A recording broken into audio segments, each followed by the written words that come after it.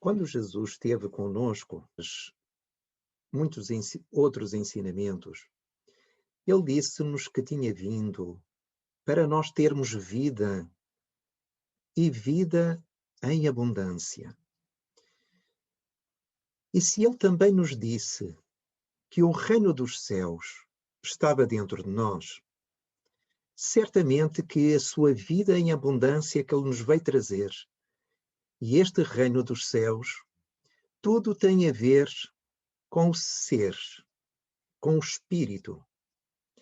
Muitos ainda se encontram mais profundamente na ilusão, quando procuram, através da posse das coisas, encontrar a resposta aos anseios da alma, procurando possuir, terem cada vez mais, de forma a encontrarem a segurança, a estabilidade, a alegria e a felicidade.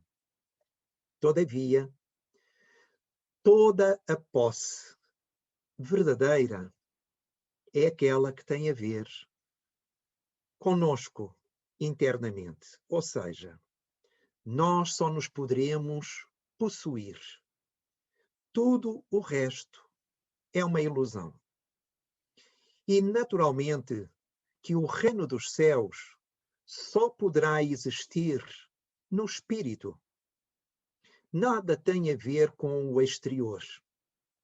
Aliás, esse reino dos céus é diametralmente oposto aos reinos do mundo, onde ainda continuamos uns mais do que outros a procurar lutar pela sua conquista. E depois de lá chegarmos, continuarmos a lutar para não sermos destituídos dessa conquista. É um esforço enorme, é um gasto de energia muito grande, mas acima de tudo, tudo isto tem um preço.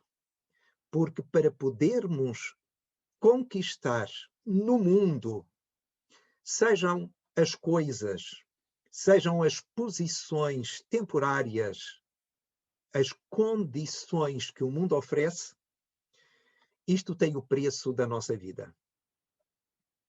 E por isso, acabamos por, ao longo dos anos da nossa existência, estarmos de tal forma voltados para o exterior, nessa conquista ilusória, que quando se começa a aproximar a data do nosso retorno à pátria espiritual, nós começamos a perceber que, afinal, nós estamos com uma mão cheia de nada. E que a nossa vida, que tanto quisemos ganhar, iremos perder. Pelo simples facto de não levarmos nada conosco que conquistamos aqui no mundo. Aliás, Jesus diz-nos isto também noutro ensinamento. Todo aquele que quiser ganhar a sua vida, perdê-la. Mas aquele que a perder por minha causa, por causa do Evangelho, esse ganha-la. Então nós vemos que é precisamente o oposto. E por isso, quando nós meditamos a respeito da importância da beneficência, quando nós olhamos para a mensagem que Jesus tão bem soube exemplificar junto do povo, dos mais necessitados, nós percebemos que essa vida em abundância de que ele nos falou, e que essa vida que nós vamos conquistar, se perdermos esta no mundo, é a vida do Espírito. Porque essa é a única que é eterna. Essa é a única que não está sujeita a mudanças, a transformações. E por isso é perene. E é nessa que precisamos investir. Aqueles que têm vindo a fazer esse investimento, ótimo. Continuem. Estão muito bem.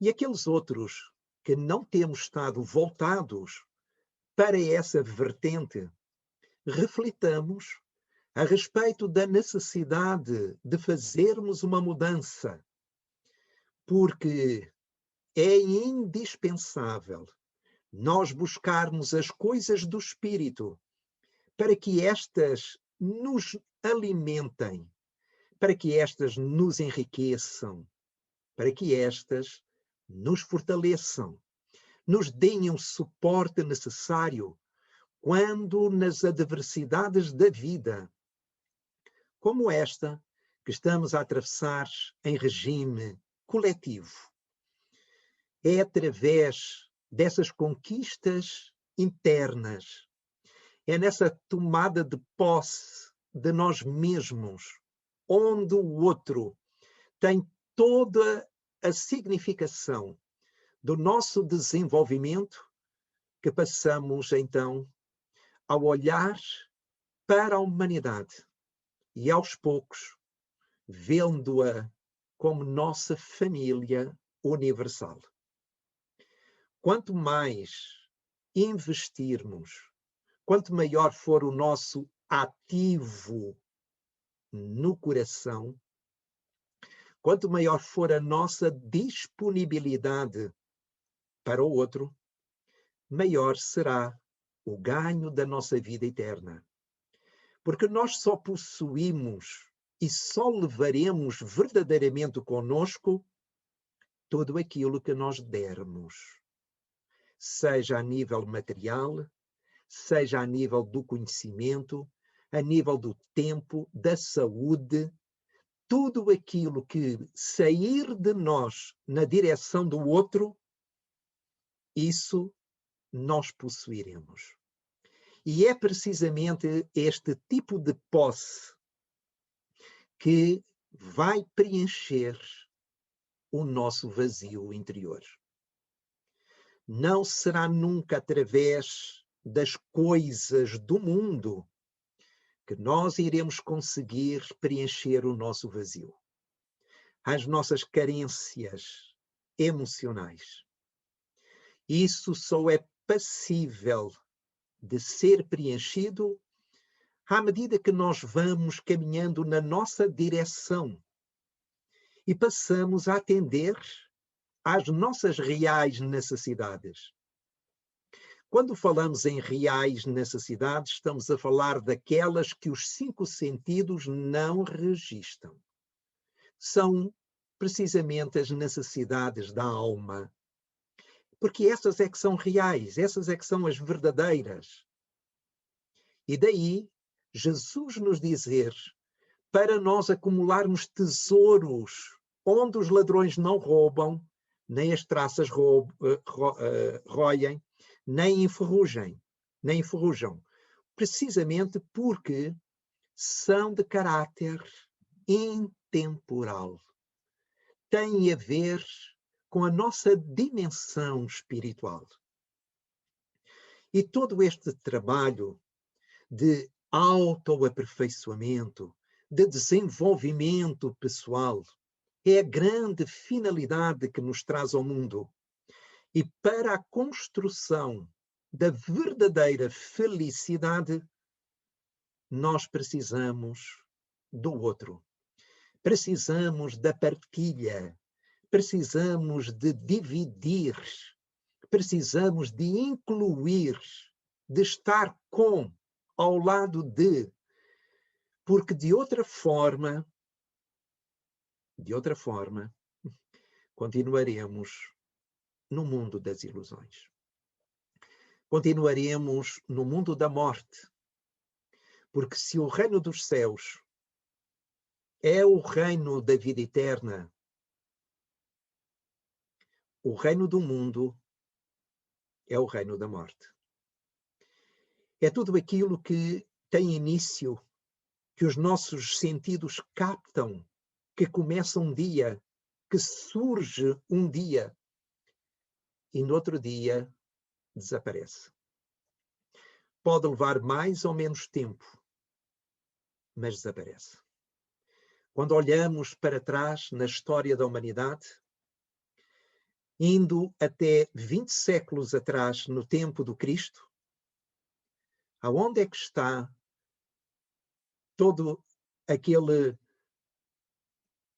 riqueza, todo aquele esplendor do sinédrio daquela época, a nível da cidade de Jerusalém? Onde é que estão as grandes civilizações que marcaram a história da humanidade? Tudo não passou e tudo não passa e tudo não passará de roupagem do pensamento. É algo que se materializa temporariamente para atender às nossas necessidades do ponto de vista evolutivo, seja com mais ou menos ego, ou seja, com mais ou menos orgulho, com mais ou menos vaidade, com mais ou menos egoísmo. Mas tudo passa, tudo passa. Tudo está em transformação, em mudança constante. A única coisa que não muda é precisamente a alma. Essa é permanente. E é precisamente nessa direção que é indispensável nós trabalharmos, caminharmos ao encontro de nós mesmos, realizarmos todo esse trabalho através do nosso próximo, onde o relacionamento com ele vai fundamentando e, ao mesmo tempo, vai despertando os valores do espírito que estão em estado latente ou potencial em cada um de nós. Como fazer com que eles possam emergir, possam manifestar-se, a não ser através do relacionamento, na ação do bem. Só através do bem é possível promover a vida, promovendo-nos, porque a vida em si é regida pela lei do amor. A lei do amor, criação divina, e por esse motivo, todos nós que não amarmos, estaremos fora da lei, dizia Chico Xavier. E é uma realidade. Por isso, quando olhamos para a condição em que estamos a viver atualmente, a nível mundial, mais nos países do que noutros, percebemos que está diretamente associado com a forma como nós estamos na vida. Aquilo que temos vindo a valorizar, aquilo a que temos dado importância, aquilo a que nos temos dedicado. E, naturalmente, não é por termos alcançado os valores da ciência, da tecnologia, que nós vivemos em maior paz, que estamos mais felizes, mais alegres, que há uma melhor boa disposição. Aliás, nunca como na atualidade, os quadros de ansiedade e até fóbicos, os quadros de pânico e também de depressão, aí estão. No nosso país está cada vez mais a apresentar-se aquilo que se chama o burnout, uma exaustão física e psíquica, pelas exigências irrealistas de muitos diretores e administradores de empresas, seja na área, na dimensão particular ou pública. O que é certo é que nós estamos pura e simplesmente a querer alimentar e manter de boa saúde o tecido empresarial, entenda-se, ter lucros constantemente, à custa da saúde dos próprios trabalhadores. Porque a pressão, a exigência, os objetivos completamente irrealistas cria muita perturbação, onde a ansiedade, onde o medo, onde depois começa a surgir a tristeza, a depressão, porque a pessoa sente-se cada vez mais sob pressão. Então, tudo isto traduz para nós, no nosso entendimento, uma falência a nível deste modelo económico que carece de ser modificado. Precisamos de outro paradigma económico, mas também a nível de saúde, a nível da educação, para podermos colocar o homem no centro, não no sentido egóico, no comportamento de egoísmo, eu sou, e a partir daqui todos têm que orbitar em torno de mim, mas é colocar o homem no centro como sendo o mais importante das nossas vidas.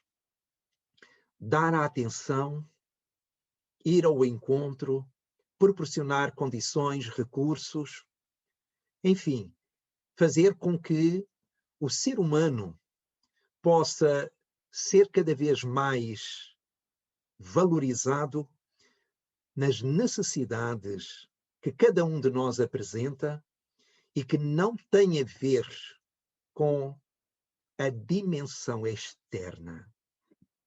Nunca como hoje, a humanidade na Terra esteve em tão grau de conforto físico. Ainda que hajam irmãos, e particularmente agora nestas condições, com dificuldades económicas e que as necessidades básicas como a alimentação, vestuário, medicação, habitação, não estejam ainda a serem preenchidas, mas a grande maioria, nós não só temos tudo isso, como vivemos no supérfluo. E não é isso que nos tem trazido mais bem-estar interior. Em alguns casos, até pelo contrário. Então, o que nós precisamos é ouvir Jesus quando ele nos concitava a amarmos-nos uns aos outros como ele nos amou. E percebermos que, fora do amor de uns para com os outros, nós não iremos conseguir solucionar os nossos conflitos, as nossas adversidades. Nós precisamos unir-nos e percebermos que fazemos parte de um todo. E quanto mais conscientes encontrarmos-nos e passarmos a fazer a nossa parte, a começar dentro do lar, mais nós vamos contribuir para um amanhã mais justo e também mais fraterno, mais amoroso. Então a beneficência está aí a desafiar-nos no sentido de abrirmos mais o nosso coração. Nós temos necessidade de fazermos uma alfabetização do ponto de vista emocional. Temos grande dificuldade com os afetos e por esse motivo sofremos tanto. Com tanta dor, tanto sofrimento. Irmãos nossos que se encontram com tantas aflições, derivadas fundamentalmente da dificuldade de relação. Como é difícil este relacionamento com o outro. E tudo isto começa dentro de nós. Como é difícil o relacionamento conosco. Como temos dificuldade em nos aceitarmos. E não é possível haver transformação sem haver primeiro aceitação. Então nós precisamos olhar para nós, na condição de filhos de Deus, que estamos num processo de aperfeiçoamento e conceder-nos a possibilidade de errarmos, de não fazermos tudo certo, sem ficarmos contra nós, para também não estarmos contra os outros, quando os outros também não fazem igualmente certo. Esta ação de beneficência, e principalmente quando ela é uma expressão da humildade, isto é, quando nós procuramos de forma espontânea e sincera ir ao encontro do outro, estar com o outro, ajudar o outro, mas sem qualquer destaque a nível pessoal, sem estarmos a querer, portanto, aqui colocar os holofotes na nossa direção, mas tão somente pelo facto de que, se temos algumas condições para ajudar, então ajudemos, isso torna-nos muito melhores. Aliás, a felicidade, a verdadeira, é precisamente construída dentro da felicidade possível, vamos assim dizer, que possamos dar ao outro, do bem que possamos conceder ao outro. Faz parte da própria alma, é da natureza intrínseca do ser, que quando nós agimos bem, há um bem-estar interior. Há algo que nos faz sentir muito bem connosco próprios. E por isso, esse mesmo bem é essa vida em abundância a que se referia Jesus, onde nós podemos viver em plenitude, em profundidade, quando nós estamos nesse tipo de vivência. E por isso nós encontramos na história da humanidade também a presença dos grandes mestres, onde todos eles sempre convergem para um mesmo ponto, para além da existência de Deus, a importância de amar o próximo, de podermos ter para com ele um relacionamento fraterno, solidário, onde possamos ser úteis. Como é bom ser-se útil. Como isso nos dá uma sensação agradável, gratificante. Ser-se útil para alguém. Numa palavra amiga, numa escuta atenta e sem preconceitos, num sorriso, num esclarecimento, numa doação a nível material, numa presença de apoio moral a alguém mais necessitado no momento mais difícil da sua vida. Uma oração, um pensamento positivo, amoroso sobre alguém.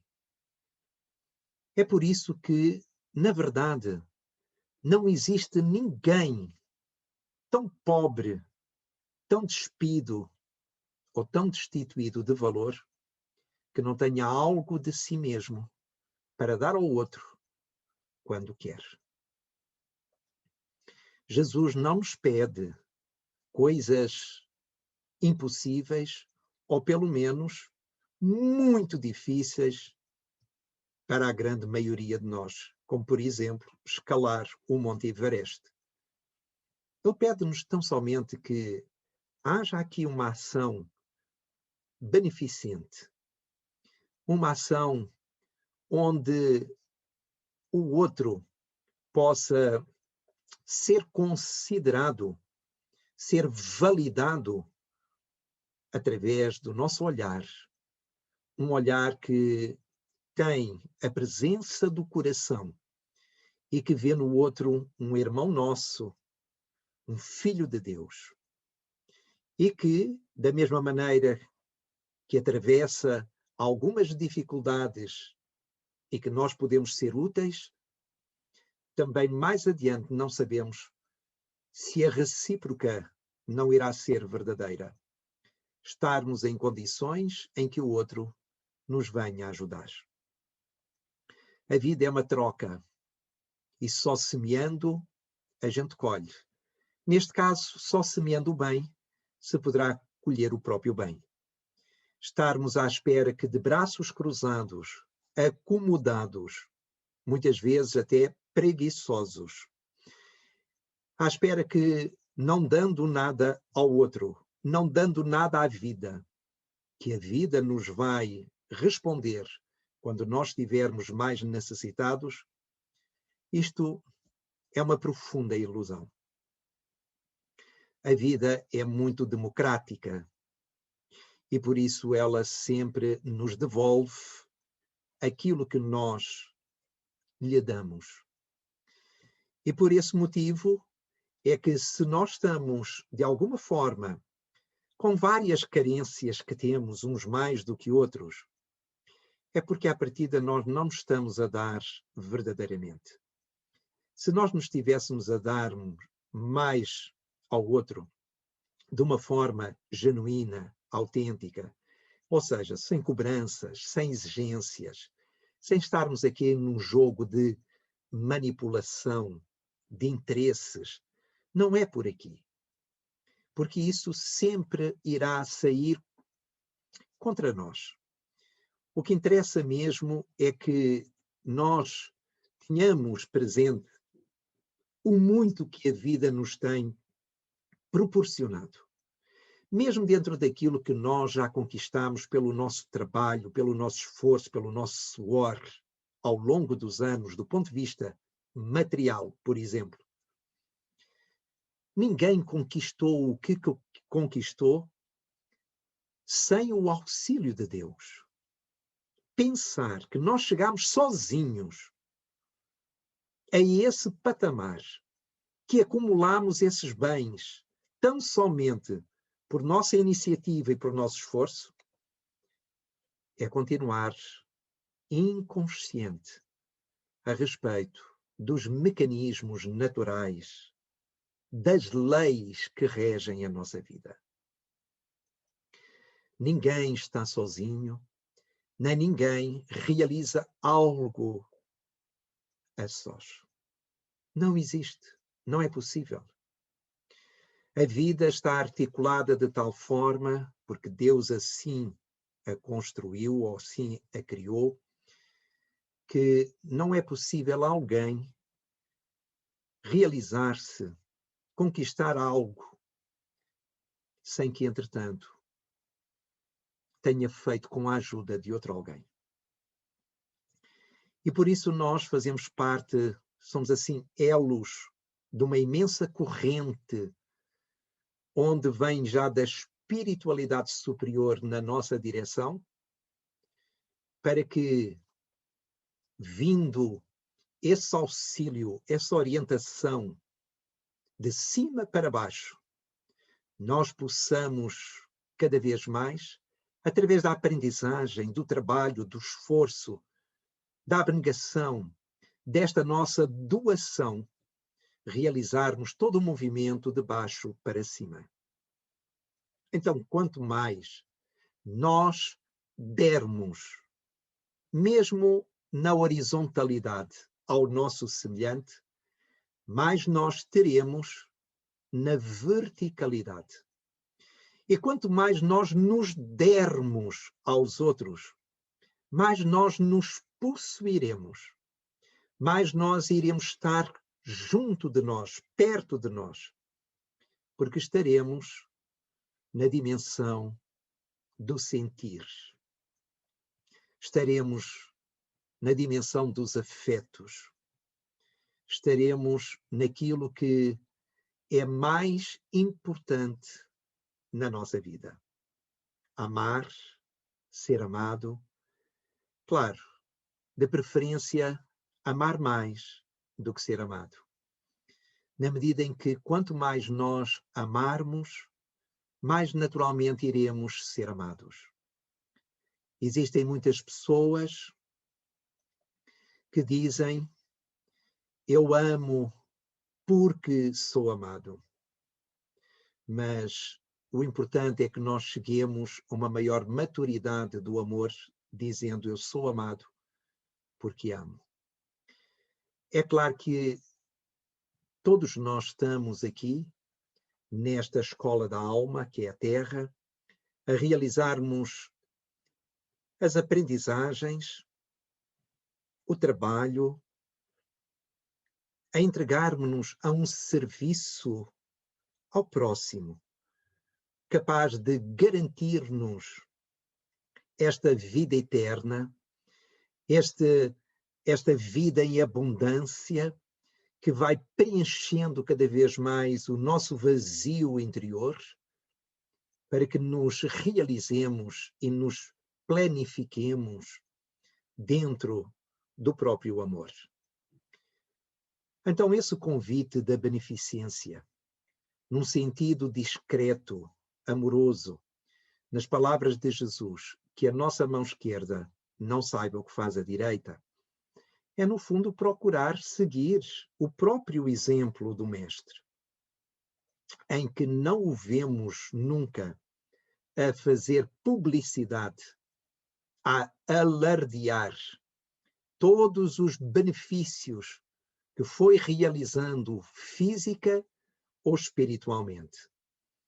Jesus simplesmente agia e passava adiante, na medida em que o mais importante não era, de facto, a recompensa, o agradecimento, o elogio, mas antes a manifestação do amor em querer ver, em querer proporcionar ao outro o bem-estar, a tirar-lhe ou aliviar-lhe a dor, poder devolver os movimentos à vida, nomeadamente naqueles que foram sujeitos a curas, como os paralíticos, os cegos. Mas o que é certo é que tudo isso foi aquilo que menos importância acabou por ter na vida de Jesus. O mais importante mesmo foram os seus ensinamentos, os seus gestos amorosos e a maneira como ele enfrentou a prisão, o julgamento sumário e a condenação à cruz. Então nós vemos aí o mestre da escola da vida a dar-nos lições imorredoras a respeito da importância de atendermos à vontade divina e, ao mesmo tempo, de não estar contra ninguém. Mesmo na cruz, Jesus teve espaço no seu coração, dentro do sofrimento físico, para poder atender às necessidades da criatura humana. Quando se dirigiu à sua mãe, dizendo-lhe: mãe, eis aí o teu filho, e olhando para o apóstolo João, que estava ao lado da sua mãe, e dizendo: filho, eis aí a tua mãe. Como Jesus, mesmo nessas alturas, quando para nós estaria qualquer fora de questão o pensar sobre o outro, o Mestre deixa-nos uma lição inolvidável. Então, no fundo, a vida, ela sempre nos pede esta união, que é aquilo que o amor promove. É estarmos cada vez mais unidos uns aos outros, podermos nos entreajudar, poder-nos apoiar, porque quando isto acontece, tudo o resto fica para segundo plano, porque é mesmo secundário, e nós conseguimos melhor superar e vencer qualquer desafio. Nós alimentamo-nos fundamentalmente dos afetos, do amor. E por isso é que nós temos uma grande necessidade de relação, mas numa relação onde exista esta disponibilidade para o outro, onde nós possamos ajudar, seja de que maneira for, onde nós possamos estar como instrumentos da amorosidade de Deus, que ajuda os homens através dos homens. E porque também só há bem para as criaturas através de criaturas de bem. Todos nós, então, aí estamos na própria vida a sermos convocados, repetimos, a começar dentro do lar, para que o nosso comportamento seja um comportamento inclusivo do outro, respeitando as diferenças e mesmo não concordando de todo com as escolhas que o outro faz, respeitamos, aceitamos que o outro ainda não consegue ver aquilo que nós já vimos, mas que não será através da força, da crítica, não será através de qualquer ação negativa, violenta em relação ao outro, que nós iremos levá-lo a educar-se e a fazer a aprendizagem necessária. Será sempre através do amor. Será sempre através de um comportamento positivo, empático, onde estivermos, com quem estivermos, mas no sentido de vermos o outro como um filho de Deus que está no seu processo natural de crescimento, de amadurecimento, de aprendizagem, e que nós precisamos respeitar. Quando falamos sobre isto, vem-nos à ideia aquela passagem de Chico Xavier, onde ele, nas suas visitas habituais aos mais carenciados, também realizou várias visitas às prisões.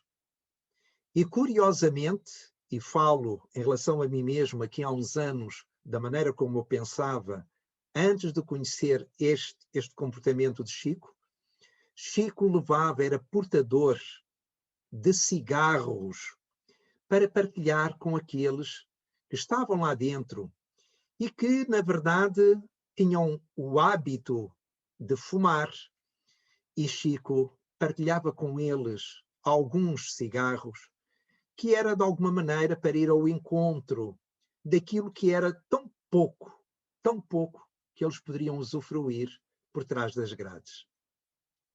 Então, em vez de Chico levar qualquer tipo de retórica no sentido de chamar-lhes a atenção a respeito dos prejuízos do fumo, do tabaco, e que quem não tem dinheiro não tem vícios, etc., Chico era ele o primeiro a distribuir pelos presos alguns cigarros.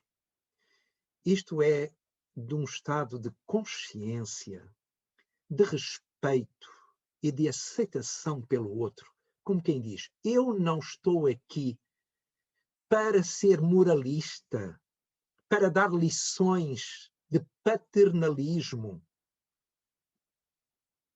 Eu estou aqui porque eu te respeito, porque eu te amo e porque te aceito como tu és.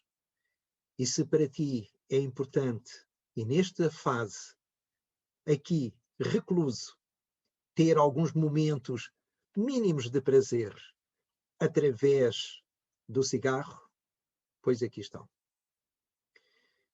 É algo que nos faz pensar, porque habitualmente nós somos muito críticos, ajuizamos e avaliamos de uma forma muito rígida o comportamento dos nossos irmãos.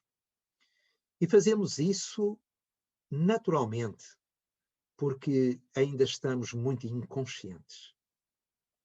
A nossa imaturidade é muito grande. Então nós estamos na ilusão de que só pelo facto de já sabermos algumas coisas a respeito do espírito e até inclusive não termos alguns maus hábitos que já nos permite dar a autoridade moral para nós começarmos então a chamar a atenção daqueles que têm ainda alguns outros comportamentos de maior adição ou noutro tipo de ações. Mas não é nesse sentido que nós somos chamados.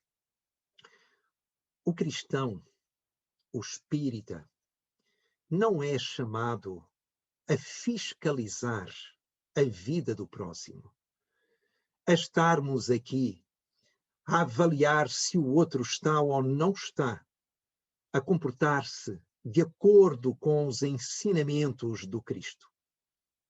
Não temos moral para isso. E aqueles que têm moral para isso, não o fazem. Por quê? Porque o seu grau de consciência lhes diz que isto é algo subjetivo, que pertence a cada um, que cada qual é que tem que realizar esse trabalho. Então nós estamos cá para ajudar, para apoiar. Se não for nessa direção, não vale a pena irmos ao encontro do outro.